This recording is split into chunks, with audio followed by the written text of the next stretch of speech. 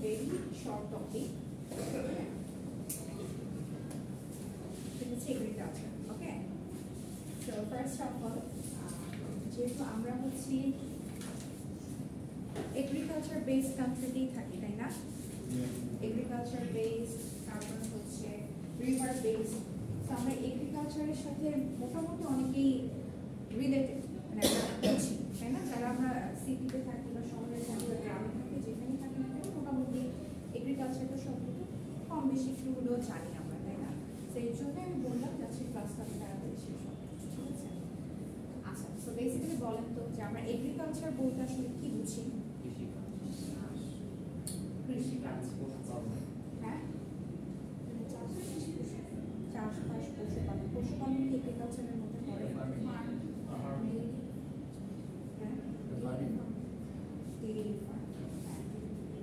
আচ্ছা, সো জিনিসটা হচ্ছে যা একটু ইলাবোরেট করেন, বলেন কার কি আইডিয়া আছে এগ্রিকালচার সম্পর্কে?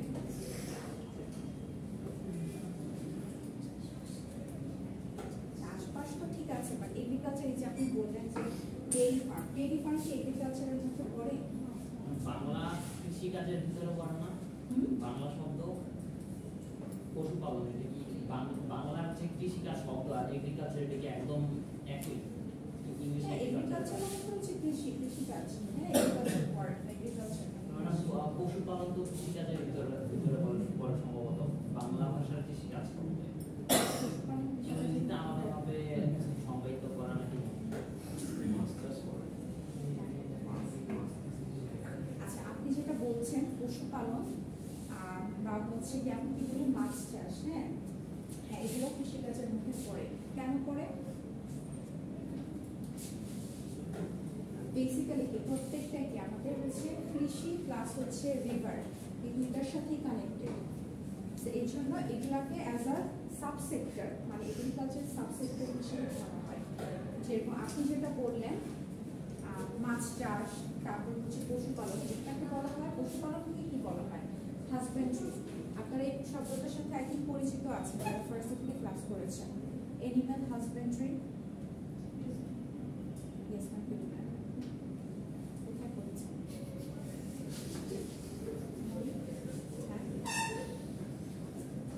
আপনি তো ফার্স্ট থেকে ছিলেন, আমি যতটুকু জানি না। আই থিঙ্ক যারা ফার্স্ট থেকে ছিল অ্যাটলিস্ট এই অ্যানিমাল হাজবেন্ড্রি ওয়ার্ডটার সাথে একটু হলেও পরিচিত। বুঝতে পারছি আপনাদের একটা ক্লাস টেস্ট নিতে হবে, ঠিক আছে? এই ওয়ার্ডটা আমরা পড়েছিলাম হচ্ছে বেসিক্যালি অ্যানথ্রোপোলজির যে চ্যাপ্টারটা ছিল, সেই চ্যাপ্টারে আমরা পড়েছিলাম। বেসিক্যালি এটা কাদের অকুপেশন ছিল? মঙ্গোলয়েডস যারা ছিল, মঙ্গল যে রেস, আমরা 6টা রেস সম্পর্কে পড়েছিলাম না, এর মধ্যে যে মঙ্গল যারা ছিল তাদের মেইন অকুপেশনের মধ্যে অ্যানিমাল হাজবেন্ড্রি ছিল। আচ্ছা, তো সেটাই হোক। তো বেসিক্যালি আপনি যেটা বললেন যে মাছ চাষ, তারপরে হচ্ছে গিয়ে পশুপালন, এগুলো আপনার এগ্রিকালচারের মধ্যে পড়ে, ঠিক আছে? তারপর আর কি কি আছে? ফরেস্ট্রি, ঠিক আছে, ফরেস্ট্রি, তারপরে হচ্ছে আর কি কি পড়ে বলুন তো? ফিশারিজ, মাছ চাষ যেটা আর কি, ঠিক আছে? লাইভ স্টক, যেটা আপনি বললেন যে কি বললো আপনার হচ্ছে dairy farm, dairy farm. So dairy ফার্মটা বেসিক্যালি কি, এটাকে লাইভ স্টক হিসেবে ধরা হয়, ঠিক আছে? মানে আমাদের ফিশ বলেন বা হচ্ছে অ্যানিমালস বলেন, এগুলো থেকে যে প্রোডাক্টগুলো আমরা পাই, যেমন হচ্ছে আপনার অ্যানিমালস থেকে আমরা কি পাই? মিট পাই, তাই না? তারপর হচ্ছে আপনার হচ্ছে মিল্ক আসে, তারপরে হচ্ছে আপনার আর কি কি আসে? হ্যাঁ, ডিম আসে। তো এগুলো হচ্ছে লাইভ স্টকের মধ্যে পড়ে। তো যা যা বললাম সব কিছুই কি আমাদের এগ্রিকালচারের পার্ট, ঠিক আছে? মানে সাবসেক্টর এগুলো এগ্রিকালচারের। আচ্ছা, আমরা যদি একটু প্রসিড করি। আচ্ছা, এখানে কি বলছে? একটা কথা আছে যে agriculture is the single largest producing sector of economy since it comprises 11.50 of the country's GDP. মানে আমাদের দেশের যে 100% জিডিপি, 100 দিয়ে তো ধরা হয়, 100 দিয়ে তো কাউন্ট করা হয়, এর 11.50% যে জিডিপি সেটা কোথা থেকে আসে? কৃষি খাত থেকে, ঠিক আছে? আচ্ছা, এবং আমরা যে সাবসেক্টরগুলোর কথা বললাম, এই যে আপনারা বললেন মাছ চাষ, ডেইরি ফার্ম, তারপর হচ্ছে কি কি জানি বললেন, এগুলো হচ্ছে কি বেসিক্যালি হচ্ছে আপনার এই কৃষির সাবসেক্টর। ঠিক আছে, কি কি আমরা যদি একটু দেখি, ফিশারিজ, লাইভস্টক, ফরেস্ট্রি সাবসেক্টরস আর 10.33, মানে 11.50 মধ্যে এই সাবসেক্টরগুলো হচ্ছে আপনার কত কত পার্সেন্টেজে আছে, 10.33, 10.11, 7.33। ঠিক আছে, এবং আপনি যদি এগুলাকে যদি অ্যাকিউমুলেট করেন, মানে তিনটাকে যদি আপনি যোগ করেন, মানে এটা যদি এভারেজ বের করেন, আপনি দেখবেন যে আপনার এগ্রিকালচারের যে সাবসেক্টরগুলো, মানে তিনটা যে সাবসেক্টরের কথা বলা আছে, এগ্রিকালচারের এই সাবসেক্টরগুলোই হচ্ছে এগ্রিকালচারের কাইন্ড অফ 72% প্রোডাকশনকে কভার করে। ঠিক আছে, আপনার টোটাল এখানে কত 11.50 না টোটাল জিডিপি, আর এখানে হচ্ছে কত কত 10.33, 10.11, 7.33। এই তিনটাকে এভারেজ করেন, কাইন্ড অফ আপনার 9 to 9.5, এভারেজ 9 to 9.5 আসবে, রাইট? সো আমরা এটা দেখে কিন্তু বুঝতে পারি যে 11.50 এর মধ্যে যদি এই তিনটা সাবসেক্টর মিলিয়ে যদি আমরা 9 to 9.5 আসে, তাহলে কাইন্ড অফ এটা 72% প্রোডাকশন কভার করে। ঠিক আছে, আচ্ছা, আর অ্যানাদার যদি আমরা একটু দেখি যে Bangladesh is the largest producer of jute. আচ্ছা, জুট কিন্তু কৃষিকাজের অন্যতম একটা মোস্ট প্রিডমিনেন্ট সেক্টর, তাই না? মানে প্রভাবশালী একটা সেক্টর, রাইট? আচ্ছা, আরো কি বলছে, rice production stood 20.3 million tonnes in 96 to 97। 96 to 97 এ আপনার হচ্ছে রাইস প্রোডাকশন কত ছিল, 20 মিলিয়ন। সেটা হচ্ছে আপনার 17-18 এসে কত হয়েছে, 36.2 আসছে, তাই না? আচ্ছা, আর 22 তে কত আসছে, 37.96 আসছে, তাই না? আমরা যদি এই ইয়ারটা থেকে যদি এই ইয়ারটার কথা চিন্তা করি, তাহলে 96-97 এ কত ছিল, 20.3, বাট আপনার 17-18 আপনার কত আসছে, 36.2। হিউজ ইনক্রিজ অফ প্রোডাকশন, তাই না? কিন্তু আপনি যদি এবার 2022 দেখেন, সেখানে কত আসছে, 37.96। তাহলে আপনার 17-18 ছিল 36.2, 22তে আসছে হচ্ছে 37.96। আপনার ইনক্রিজের যে রেটটা, এটা কি খুব একটা বেশি যদি আপনি এটার সাথে যদি কম্পেয়ার করেন? হ্যাঁ, বেশি কম, কারণ আপনার কি বলে 96 থেকে 97 এ ছিল হচ্ছে 20.3, 20 ছিল, সেখানে আপনার 17-18 সেটা বেড়ে হয়েছে কত, 36.2, 16.2 মিলিয়ন এটা বেড়েছে। কিন্তু আপনার 22-এ এসে মাত্র বেড়েছে কত, 1 পয়েন্ট সামথিং, খুবই কম, তাই না? এটা রিজন কি হতে পারে?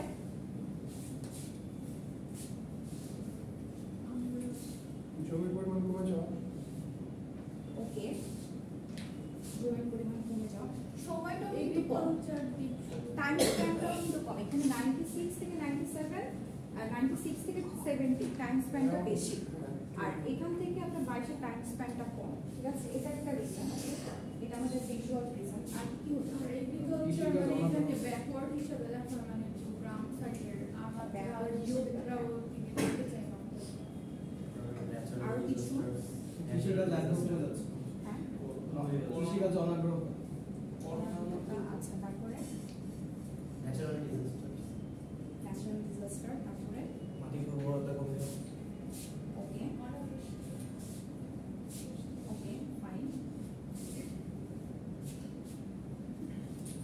বেশি মানে কি প্রফিট না করতে পারা। আচ্ছা, ধরে নিলাম যে মিসম্যানেজমেন্টের কারণে প্রফিট শেয়ারিং এ syndication, middleman issue. Okay fine. আরেকটা খুব মানে কোভিড। ইয়েস, ঠিক আছে। সবকিছু মিলিয়ে যদি আপনাদের এটার রিজন আসে যে প্রোডাকশনটা কেন কমেছে, I think you can give the better answer, right? কারণ অ্যান্সারগুলো আপনারাই বলেছেন। যদি আপনাকে সামহাউ জিজ্ঞাসা করা হয় এই ইয়ার থেকে এই ইয়ারের মধ্যে প্রোডাকশনটা কেন এত কমেছে, হ্যাঁ, বা প্রোডাকশন রেটটা তো কম কেন, তাহলে ইউ ক্যান ইনক্লুড। আরেকবার বলেন তো কি কি বললেন?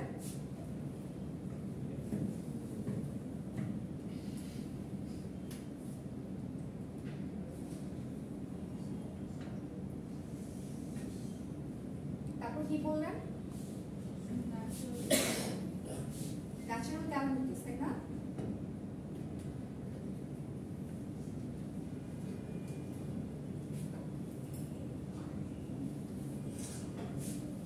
তারপরে মিসম্যানেজমেন্ট একটা বললেন না কেউ একজন?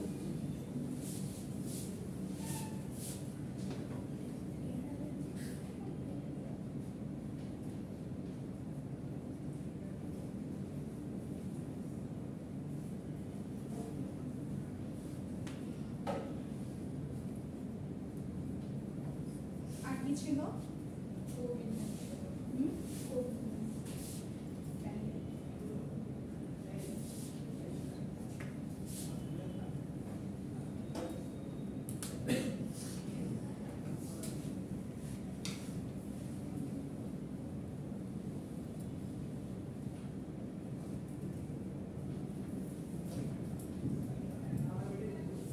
আর কিছু?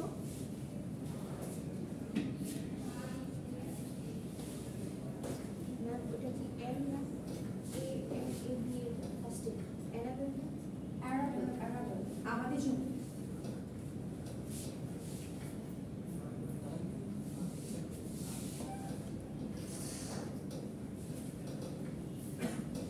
ঠিক আছে। তো যদি আপনার কোয়েশ্চেন যদি এরকম আসে যে এই ইয়ার থেকে এই ইয়ারের মধ্যে আপনার কেন প্রোডাকশন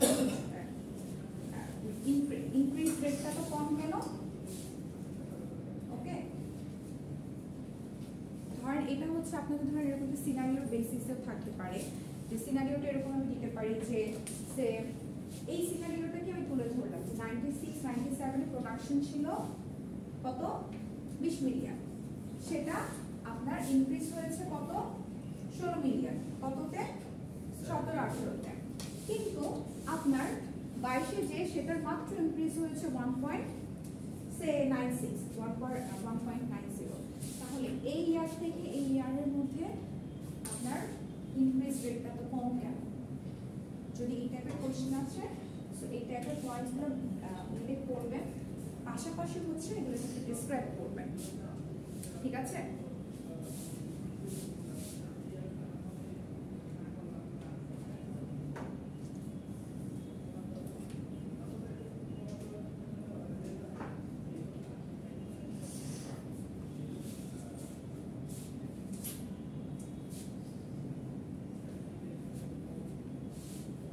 আচ্ছা আপনারা কি দেখতে পান?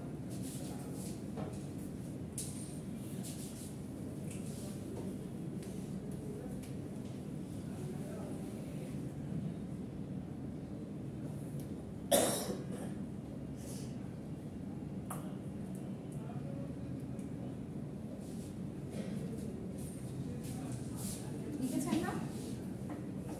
আচ্ছা, সো এখানে হচ্ছে এই কথাগুলোই বলছে এবং হচ্ছে আমাদের most staple agriculture based product কি কি, এখানে কয়েকটা নাম আছে, যেমন হচ্ছে আপনার rice, jute, sugar cane, potato, pulses, wheat, tea, tobacco, ঠিক আছে। এগুলো হচ্ছে মূলত, আরো আছে এখানে জাস্ট কয়েকটা দেয়া, ঠিক আছে। আর কি বলা আছে যে আপনার হচ্ছে the crop subsector dominates the agriculture sector contributing 72% of total production। বুঝতে পেরেছি তো 72% কেন? সাবসেক্টর, হ্যাঁ। আচ্ছা এখানে আরেকটা পয়েন্ট আছে, সেটা হচ্ছে যেখানে কি বলছে যে an employing around 43% of the total labor force, মানে আমাদের কান্ট্রিতে 100% যদি আমরা লেবার ফোর্স করি তাহলে সেটা 43% লেবার ফোর্স কোন ক্ষেত্রে কাজ করে? কৃষি ক্ষেত্রে। তার মানে আমরা এখান থেকে ধরে নিতে পারি যে একটা হিউজ সেক্টর এই পেশাটার সাথে জড়িত, তাই না?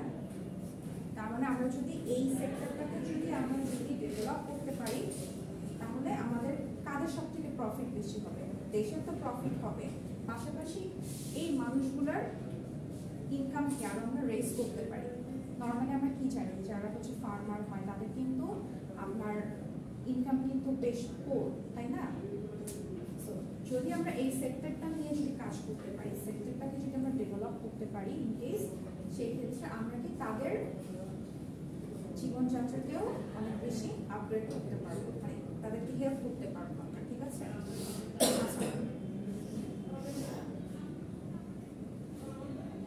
আচ্ছা, so এখানে হচ্ছে বেসিক কথা বলছে যে হোয়াট ইজ এগ্রিকালচার, যেটা আমি আপনাদেরকে ফার্স্টে জিজ্ঞাসা করেছিলাম, আপনারা বলেছেন অনেক কিছু। সো এটারই একটা কম্প্রাইজেস ডেফিনিশন এখানে দেয়া আছে। কি বলছে? Agriculture refers to the activities relating to the production of vegetation and animal resources to meet the daily requirements of human beings. ঠিক আছে? আপনারা তখন যা বললেন সেটার একটা শর্ট ডেফিনিশন হচ্ছে এখানে দেয়া। যদি আপনাদের আসে যে হোয়াট ইজ এগ্রিকালচার, আপনারা এটা সুন্দর করে লিখতে পারেন, ঠিক আছে? আচ্ছা, আর কি কি বলছে যে agriculture includes such productive works which are related to the production of crops, breeding of birds and animals, fisheries, forestation. ঠিক আছে? বেসিক কথা রাখা। আচ্ছা, এখন আমরা আসি যে আমাদের এই এগ্রিকালচার সেক্টরের অপরচুনিটিস গুলো কি কি।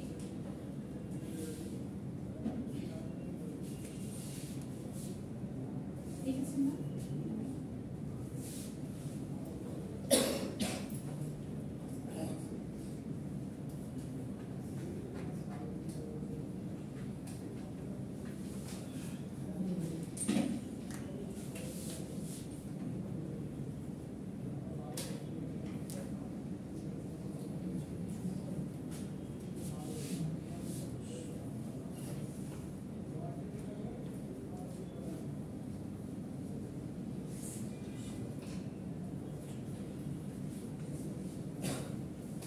বলেন তো, এগ্রিকালচারের খাতে আমরা আসলে এটার অপরচুনিটিস গুলো কি কি?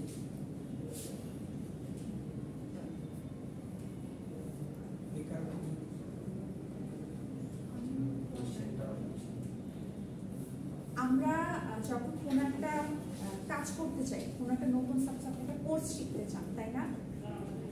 কথা আপনি এর আগে চিন্তা করেন না যে আমি এই কোর্সটা যে শিখবো, এই কোর্সটা শিখলে আমার কি কি অ্যাডভান্টেজ আছে, বা আমি কোর্সটা করে আমার সাথে কি শিখতে পারবো, কি কি অপরচুনিটিস আমি গেইন করতে পারবো। ঠিক এগ্রিকালচারের ক্ষেত্রেও যে আমাদের কি কি অপরচুনিটিস, এগ্রিকালচারের ক্ষেত্রে আমি কি গেইন করতে পারি, এগ্রিকালচার দিয়ে আমরা কি করতে পারি। Unemployment problem, very good. তারপরে এক্সপোর্ট দেশের জিডিপিতে অবদান রাখা, দেশের জিডিপিতে অবদান রাখা, দেশের জিডিপিতে আপনি গুড, ভেরি গুড। ইম্পোর্টের উপর নির্ভরশীলতা কমানো, যে পেঁয়াজ বন্ধ করে দেয়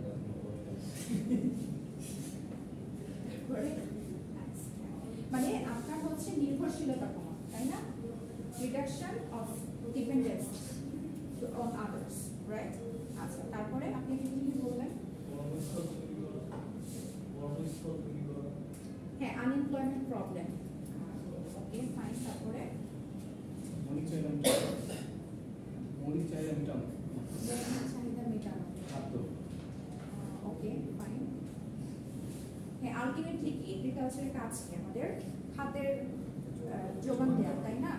আচ্ছা, কি ভেরি গুড। তারপরে বিপুল পরিমাণে যদি হয় তাহলে আমরা বাইরে হচ্ছে এটা এক্সপোর্ট করতে এক্সপোর্ট করতে হ্যাঁ। হবে, তাই না? ফরেন কারেন্সি একটা ব্যাপার আছে। একটা ইন্টারন্যাশনাল মানে রেকগনাইজেশন করতে পারবো যে আমি ইন্ডিয়া তার স্পাইসের জন্য বা আমাদের এই উপমহাদেশ স্পাইসের জন্য অনেক বেশি ফেমাস। তো এরকম আমাদের দেশ যেমন দুধের জন্য আমরা আমাদের চিনে, তো এরকমই আমরা যদি আরো কিছু সাপ্লাই করি ইন্টারন্যাশনাল ইন্টারন্যাশনাল রেপুটেশন, তাই না? তারপরে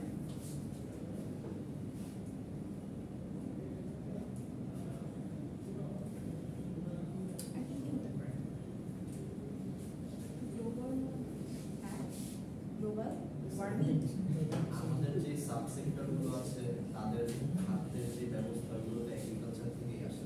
হ্যাঁ, মানে আপনি বলতে চাচ্ছেন যে এগুলোর থ্রুতে আমরা আমাদের এই সেক্টরগুলোর চাহিদা হচ্ছে ফুলফিল করতে পারি, তাই তো? আচ্ছা, আপনি কি বলেন গ্লোবাল ওয়ার্মিং? মানে যে গাছ লাগানো হ্যাঁ, হয় কি আছে? রাইট? আচ্ছা, এই আপনি চ্যাটজিপিটি দেখে বলেন না। হ্যাঁ,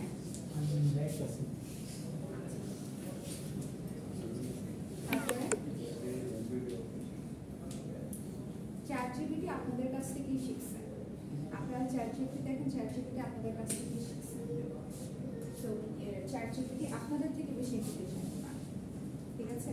কারণ আপনাদেরকে লার্ন করে ও হচ্ছে ওই ইনফরমেশনগুলো নিয়েছে।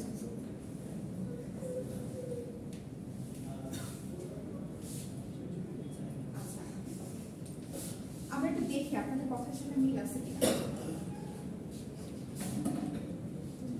Agriculture sector is the single largest contributor to GDP. GDP এর কথা একজন বললেন, তাই না? আচ্ছা, তার মানে কি আমরা যদি এই এগ্রিকালচার সেক্টরটাকে যদি ডেভেলপ করতে পারি, বা ডেভেলপের থেকে বড় কথা হচ্ছে এগ্রিকালচার সেক্টর থেকে আমাদের জিডিপির মোটামুটি আমরা কত পার্সেন্ট দেখলাম আগের স্লাইডে? 11.50%, তাই না? 11.50%। সো একটা ভালো ন্যাশনাল ইনকাম বা একটা ভালো ইনকাম হচ্ছে এই সোর্সটা থেকে আসে, তাই না? আচ্ছা, তারপর কি বলছে, crop production system is highly labor intensive and there is an abundance of labor in the country.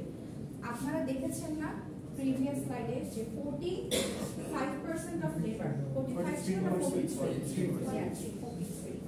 So 43% labor কোন সেক্টরে কাজ করে? এগ্রিকালচার সেক্টরে কাজ করে। তো এই এগ্রিকালচার সেক্টরটা কি কাদেরকে অপরচুনিটি দিচ্ছে? লেবারদেরকে। আচ্ছা, তারপর কি বলছে, agriculture is the largest source of employment for skilled and unskilled labour. Skilled and unskilled মোটামুটি সবাই কি এখানে কাজ করে, এইখানে কাজ করে, তাই না? স্কিলড হলে খুবই ভালো, আনস্কিলড হলেও কি কাজ করা যায়, মানে এটা এমন একটা সেক্টর যেখানে সব টাইপের মানুষ কাজ করতে পারে, ঠিক আছে? আচ্ছা, যেমন আমরা হচ্ছে অনেক কি গার্ডেনিং করি, আমরা তো অনেক কিছু জানি, লিটারালি আমরাও কিন্তু কাইন্ড অফ হচ্ছে কি লেবার এই ক্ষেত্রে। যাদের বাসায় হচ্ছে দেখলাম যে যারা বাগান করে, বারান্দায় হচ্ছে গাছ টাছ লাগায়, আমরা তো অনেক কিছু জেনে করি, তা কিন্তু না। হ্যাঁ, মাটি নষ্ট না করে না, আচ্ছা আমার এত রোদ মরে যায়, আমাদের যে আপনার ব্যালেন্স লাগবে, তাই না? সবকিছু আমার বাসায় কিছুই হয় না, কারণ হচ্ছে ঠিক মতো মানে আপনার রোদ পড়ে না, ঠিক আছে? হ্যাঁ, তাহলে তো আমাদের তো মানে ফুলের গাছ লাগালে ফুল ফুটে ভরে থাকার কথা, তাহলে আপনি প্রপারলি সেটাকে সকালে বিকেল পানি দেওয়া, বেশি পানি দিলে এই যে এটাই হচ্ছে আনস্কিলড লেবার। ঠিক আছে, আপনি ফলাতে পারছেন কিন্তু আপনি সেটাকে রাখতে পারছেন না, মানে ম্যানেজ করতে পারছেন না, বাট তারপর আপনি পারছেন তো, এটাই হচ্ছে আনস্কিলড। খালি মাটি লাগে বারবার। আমার ক্ষেত্রে সেম, ঠিক আমাদের কাছে প্রপার লাইটটা আমি পাই না, আর আপনি যদি প্রপার লাইট পান কিন্তু বেশি পানি দিয়ে পান, ঠিক আছে? যেমন হচ্ছে আপনার অ্যালোভেরার যে গাছ আছে ওটা কিন্তু নিজেই কিন্তু প্রচুর পরিমাণে ওয়াটার কনজিউম করে, তা আপনি যদি ওটাতে যদি বেশি পানি দেন ওটা কিন্তু মরে যাবে। ইভেন শশা গাছ, যে শশা গাছ কি প্রচুর পরিমাণে ওয়াটারের সোর্স, তাই না? তো ওইটা যদি আপনি বেশি পানি দেন ও কিন্তু মরে যাবে, ঠিক আছে? সো এটা আপনাকে মেইনটেইন করতে হবে। এই যে আপনি আনস্কিলড লেবার, ঠিক আছে? বুঝছেন? ওকে, তারপর কি বলছে যে natural environment generally exist throughout the year for crop production, favourable nature natural environment. Normally আমরা কি জানি, আমাদের কান্ট্রি হচ্ছে 6 ঋতুর দেশ, তাই না?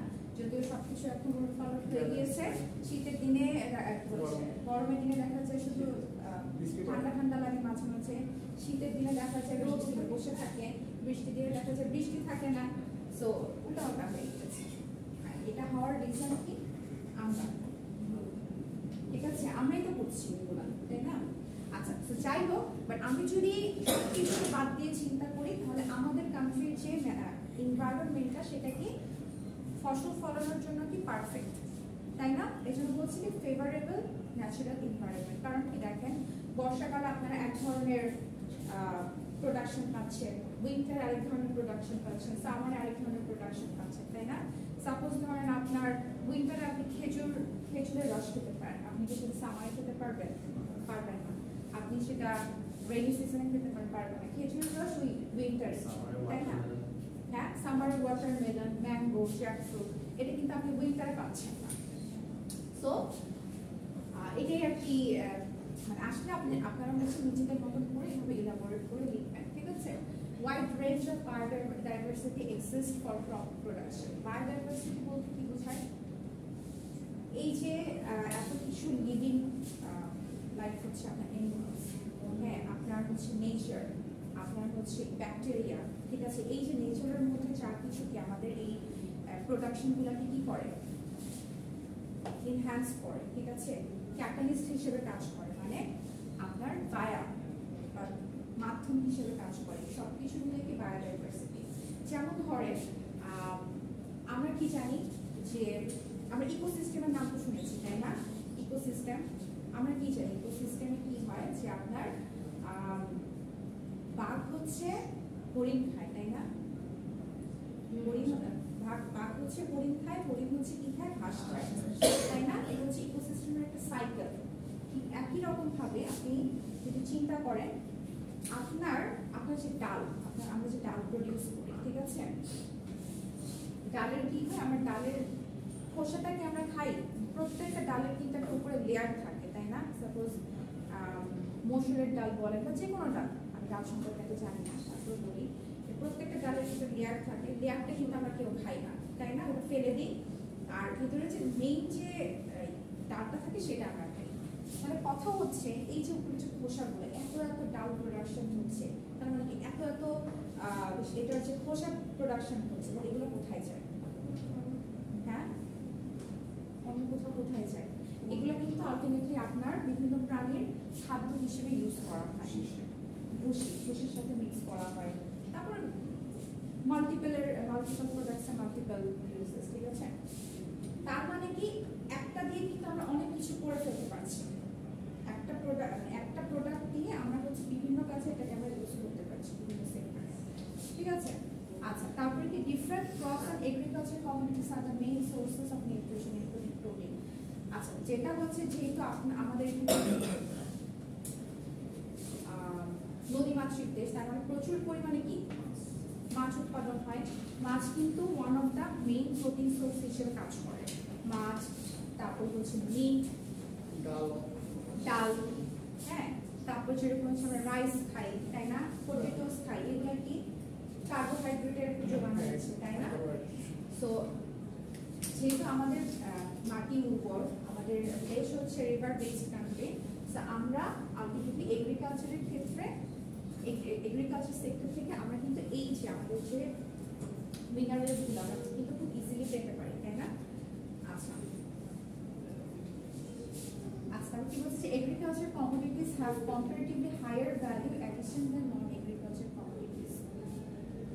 এগ্রিকালচার বেসড প্রোডাক্টস, কমোডিটি বলতে কি মানে এগ্রিকালচার বেসড প্রোডাক্টস যেগুলো, হ্যাঁ, এগুলোর ভ্যালু মানে যেটা কি বলছে কম্পেয়ার করেছে নন এগ্রিকালচার প্রোডাক্টসের থেকে এগুলোর ভ্যালু বেশি, ঠিক আছে? যেমন হচ্ছে আপনার জুট থেকে কি আপনার বিভিন্ন প্রোডাক্টস তৈরি হচ্ছে না। আপনি শুধু জুট কিনলে আপনি যে প্রাইস আপনি কিনছেন, আপনি জুটের প্রোডাক্ট যদি আপনি কিনেন তার থেকে হায়ার প্রাইস আপনি কিনতে হচ্ছে। তারপরে হচ্ছে আপনার আর কি কি হতে পারে বলেন তো?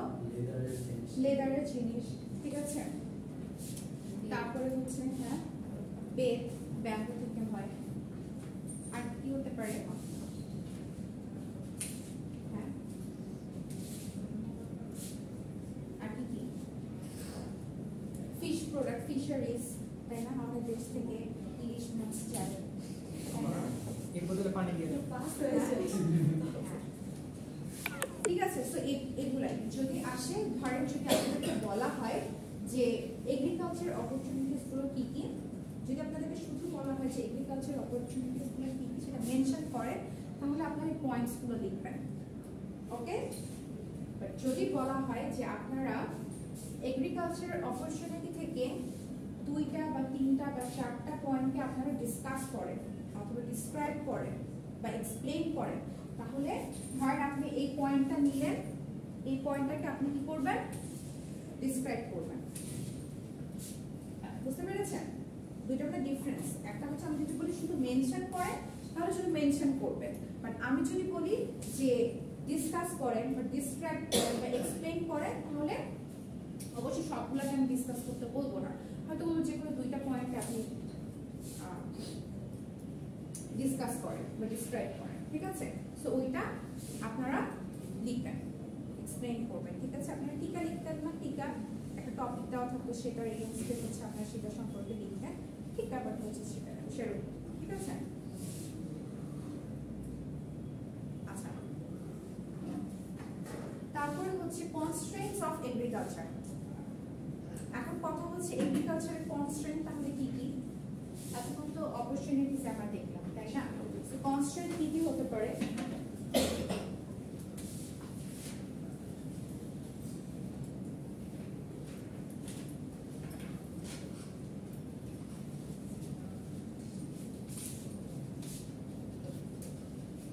মানে এগ্রিকালচার সেক্টর তো অপরচুনিটি আমরা দেখলাম যেখান থেকে আমরা আসলে কি কি বেনিফিটেড হতে পারি।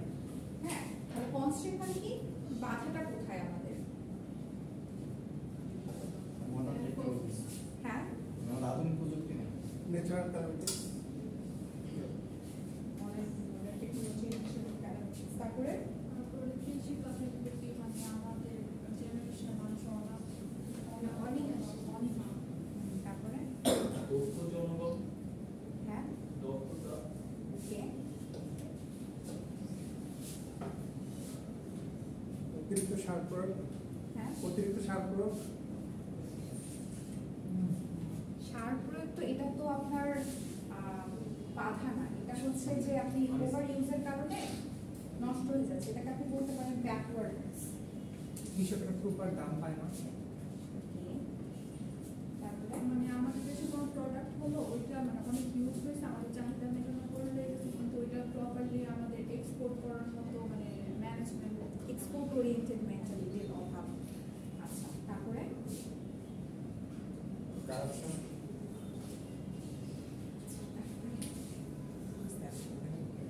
আচ্ছা আমরা একটু দেখি। হ্যাঁ, আপনারা অনেকগুলো পয়েন্ট বলছেন, দেখেন কোনটা আছে কিনা, না থাকলেও ওকে ফাইন, ঠিক আছে? তো কি বলছে যে agriculture is dependent on the vagaries of nature and is risky. Vagaries মানে কি? ভেজারিস কথাটা মানে হচ্ছে গিয়ে আনএক্সপেক্টেড চেঞ্জ। আনএক্সপেক্টেড চেঞ্জটা কিরকম? ধরেন আপনি হচ্ছে বীজ বপন করছেন ধানের, হ্যাঁ, এখন আপনার তো একটা প্রপার টেম্পারেচার সেটার জন্য লাগবে, তাই না?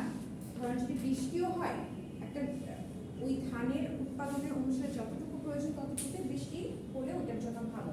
কিন্তু এখন যদি আপনার ফ্লাড হয়ে যায় তখন কি হবে? মানে অতিরিক্ত বৃষ্টি হলো যার কারণে কি ফসল নষ্ট হয়ে গেল, তাই না? বা যেই ফসলের জন্য আমার যেই এনভায়রনমেন্টটা দরকার, যে টেম্পারেচারটা দরকার সেটা যদি না পায় তখন কি হবে? প্রোডাকশন কি হবে? হবে না, তাই না? যেমন হচ্ছে ধরেন যে একটু আগে বললাম যে শীতকালে ঠান্ডা শীতের আমেজ আমরা খুব একটা পাই না, গরম লাগে বেশি। আবার হচ্ছে ধরেন এখন বৃষ্টি হওয়ার টাইম প্রচন্ড রোদ। তো এই যে আনএক্সপেক্টেড চেঞ্জ, ঠিক আছে, এটাও কি আপনার ফুড প্রোডাকশনের ক্ষেত্রে বা যে কোনো প্রোডাকশনের ক্ষেত্রে বা এগ্রিকালচার সেক্টরে যে কোনো প্রোডাকশনের ক্ষেত্রে এটা রিস্কি, তাই না? আচ্ছা, তারপরে কি availability of cultivable land is decreasing. Land decrease হচ্ছে, কেন ডিক্রিজ হচ্ছে? হ্যাঁ, ওভার পপুলেশন। আচ্ছা, তারপরে ইন্ডাস্ট্রিয়ালাইজেশন। ইন্ডাস্ট্রিয়ালাইজেশন কথাটা না বলে আপনি এভাবে বলতে পারেন যে ডিফরেস্টেশন। না, ঠিক আছে, ইন্ডাস্ট্রিয়ালাইজেশন কথাটা ঠিক আছে,